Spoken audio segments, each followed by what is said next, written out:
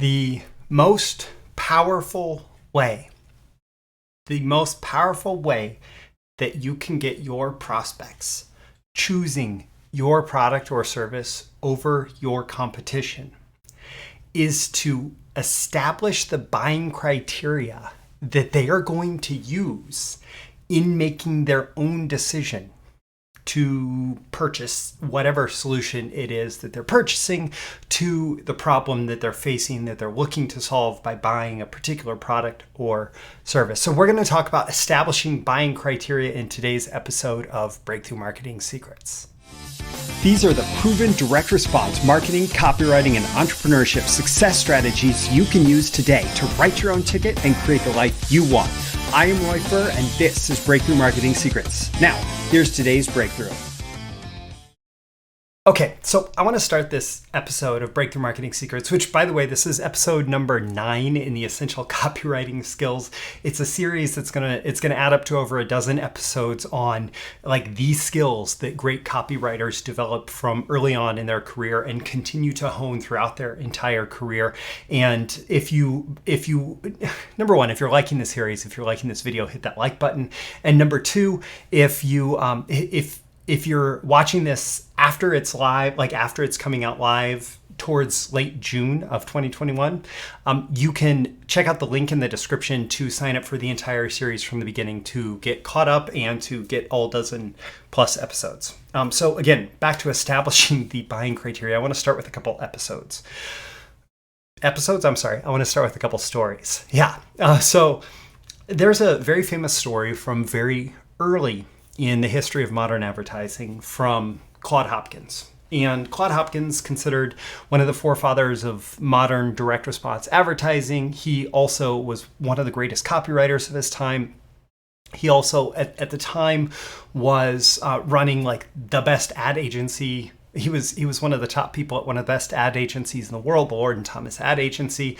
And he wrote the book Scientific Advertising. He also wrote the book My Life in Advertising, about effective, scientific, results-oriented direct response advertising that laid the groundwork for modern direct response, direct marketing, measured marketing, results accountable marketing, conversion marketing, whatever term you're going to apply to it. So much of it goes back to scientific advertising. And by the way, if you want a free copy of the Scientific Advertising ebook and audiobook, go to freescientificadvertising.com. I actually I recorded a version of the audiobook for my own use, and I offer it for the world for free. So Claude Hopkins, he got an assignment from a client, Schlitz Beer, which at the time was like the number 5 beer in Milwaukee, which is big brewing city, right? But being the number 5 beer in the city really didn't say much for national success. And at the time, he knew that all the beer ads said pure beer. Like this is what sold beer. That our beer is pure. Our beer doesn't have contaminants or bacteria or whatever. And he said, okay, everybody is saying pure beer. Everybody's saying pure beer. That's great. What actually makes it pure? And so he started talking to the people at Schlitz, and he went through their brewery, and he had a discussion with the brewmasters and discussed all of the different processes that took place, from boiling the wort and all the ingredients to pre-sanitizing and washing all the containers, and even the water was pulled out of a 10,000-foot deep well, and all of these steps that they went through to make Schlitz beer pure. And when he asked them, like, okay, this is all really fascinating and interesting. Why haven't you told everybody about this? And the brewmasters and the people behind Schlitz Beer said, well, everybody does it this way, so it's not special. And Claude Hopkins says, I don't know that everybody does it this way. Most people who buy and drink your beer or anybody else's beer doesn't know that everybody else does it this way. So can we tell this story and say, like, here is why Schlitz is pure? And long story short, they ran a series of advertisements explaining the entire brewing process for Schlitz beer and what made it so pure, and justified the buying criteria for you want to make sure your beer actually goes through this process in order to be pure. And so far, Schlitz was the only person or the only company that had actually explained that they do go through that process. And so everybody started buying Schlitz beer. And in fact, Schlitz became the number one beer in the country and sustained that for decades. From Hopkins saying, yeah, I didn't realize that beer was made this way. And so why don't we tell everybody that this is what your buying criteria needs to be for buying beer.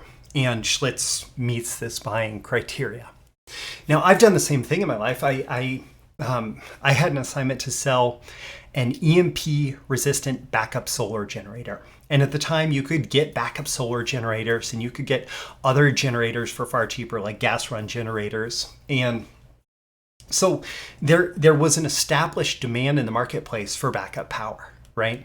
And basically what I did over the course of about 12,000 words is I explained how in the case of an EMP, whether it comes from the sun or it comes from a nuclear explosion source or whatever the source of an EMP, an electromagnetic pulse would be, if it actually took out the power grid and you needed backup power, your backup solar generator would likely not actually provide it. There's a strong possibility that the backup gas generator wouldn't provide it.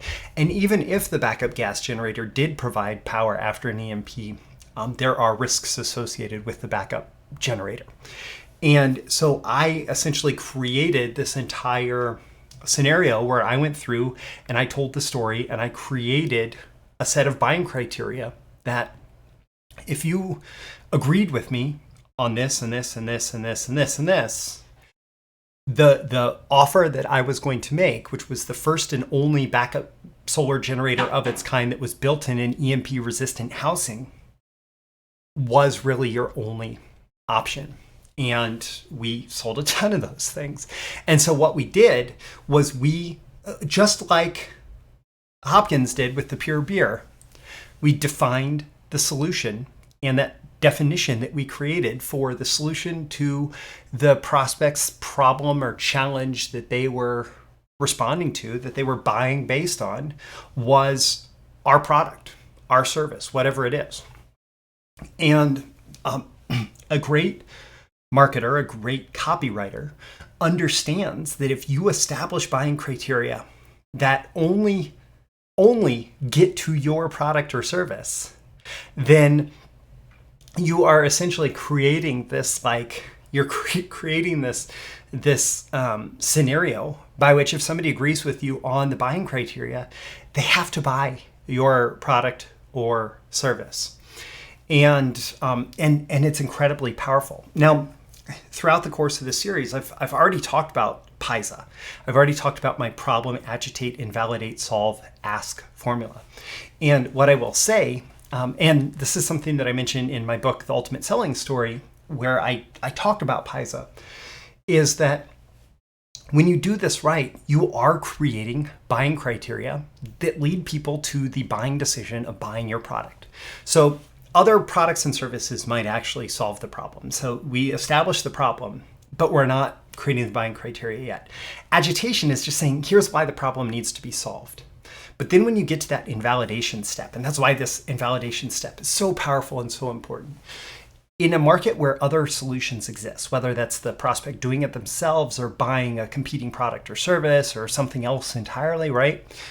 That solution, when other solutions already exist, by essentially saying, oh, we went through this, we tried to use this solution and it didn't work. We tried to use this solution and it didn't work. Tried to use this solution and it didn't work.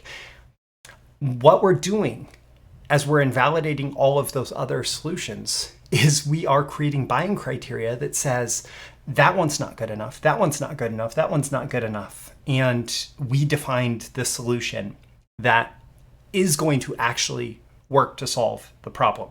And that's, so when you get to the solve step, problem, agitate, invalidate, solve, what you do is oftentimes your solution is going to overlap in a lot of places with the other solutions that are out there in the marketplace, but there is going to be an additional something, a missing piece that your solution contains that the other solutions do not. And that missing piece is what creates a unique and advantageous solution. And that missing piece becomes an essential part of the buying criteria that your prospect is going to use to make their decision. And so as we go through that, and then you get to the ask or the action step, which is the offer. You're asking somebody to take action, but at that point, the buying criteria has already been established and it clearly favors your solution. And so when you want to do this from the copywriting perspective, number one, when you get to that invalidate step, you need to say, like, why do other solutions not work? What are they missing? What's the problem with them? What's the challenge? Where is their gap in trying to solve the problem? And then you get to the solve part and you say, what is unique about your solution? And it could be as simple as like a 1% difference. It can be a tiny, tiny difference, but it's like having a puzzle piece where 1% difference.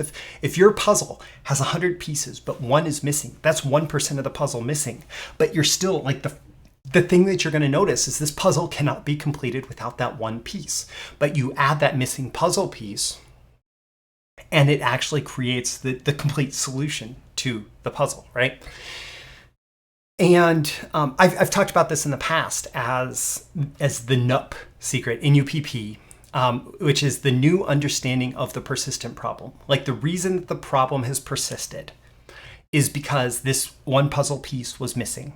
And so by giving you this new understanding, again, we're establishing buying criteria that it has to have that missing piece in order for it to be successful. Now, I do have to continue to give credit to Stefan Georgi, who calls this the mechanism of the solution, because he, like, even though I used this intuitively at sometimes beforehand, he was very clear in his language around the mechanism of the solution being like an ideal way to just present this, like this whole missing puzzle piece. Like, what is the mechanism of your solution that makes it unique? Like, what's the mechanism that is that makes the problem remain, which is that missing piece? It's pointing out the missing piece, and then how can you show that your solution has that missing piece in place?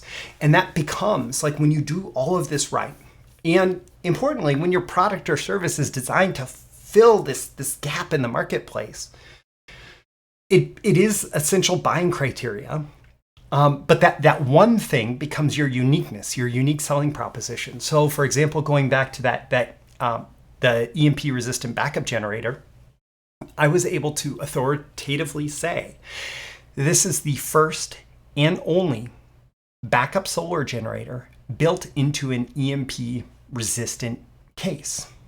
And so it created, like, all other things being equal, our solution was the one that would continue to provide power after an electromagnetic pulse took down the power grid, right? And frankly, I still see news stories about the risk of that from like a solar flare. And so it is something where if somebody is concerned about that, having that uniqueness, having that USP in that particular case is a hugely advantageous addition to the list of buying criteria for backup solar, right? So once you've established that uniqueness, then you just need to reinforce that your product or service, whatever it is, your solution to their problem also covers the minimum feature set. So you say, like, what do all the solutions out there contain? And for Schlitz, like, them defining the uniqueness was largely just in the story, right? But essentially they were saying, like, here is the minimum feature set of pure beer, is like the beer has to go through all of these processes. And so you explain, yes, ours stacks up there. Like ours covers the entire minimum feature set. It covers everything that every other solution contains. So like pizza, there might be some, well, actually there's the famous Domino's pizza example. Fresh hot pizza delivered in 30 minutes or less, or it's free. That was their unique selling proposition.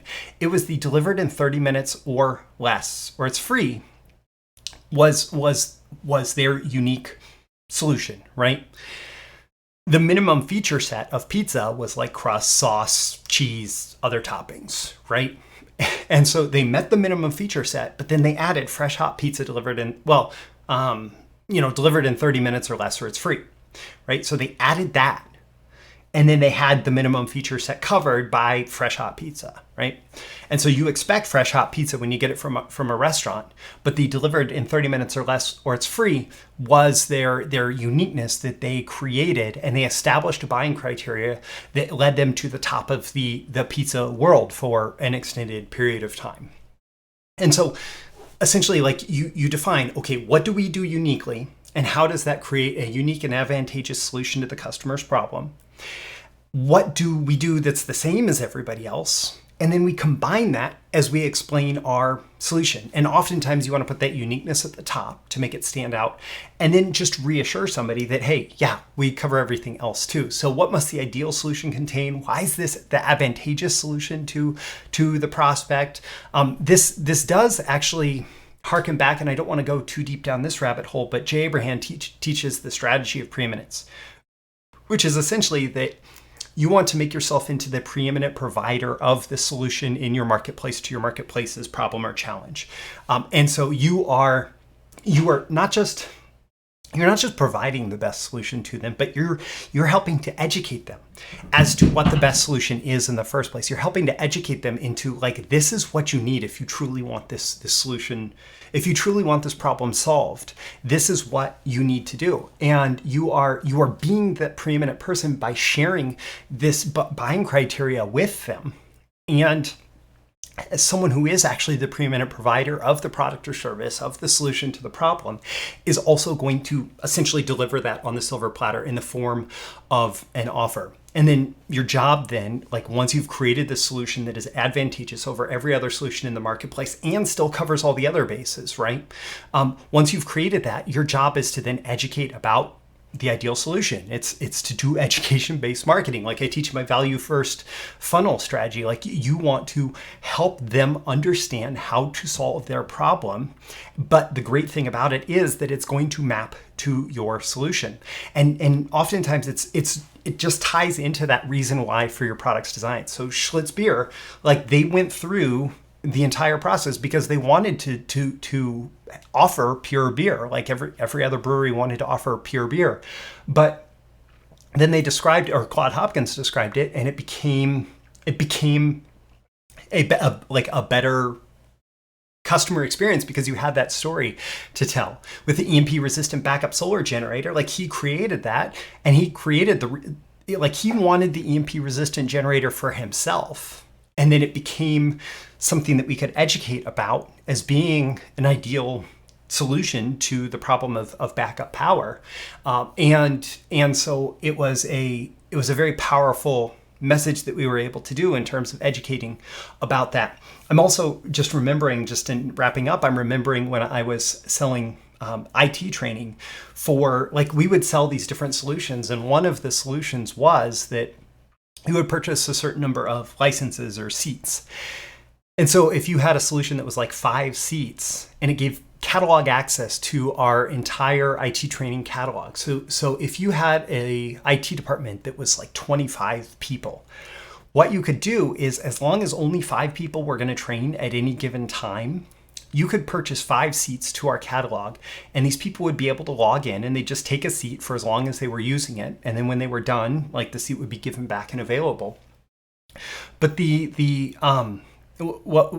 this was such an advantageous solution over so many other options out there. For example, one of the things that we competed against was like a boot camp. And if you invested in a boot camp, you would actually send an employee off for a class, or maybe at the local community college or something, but you would send them off for a class, and they would go and they'd be out of the office and they'd sit there. And then, like, if they left next week, all your training expense would go with them.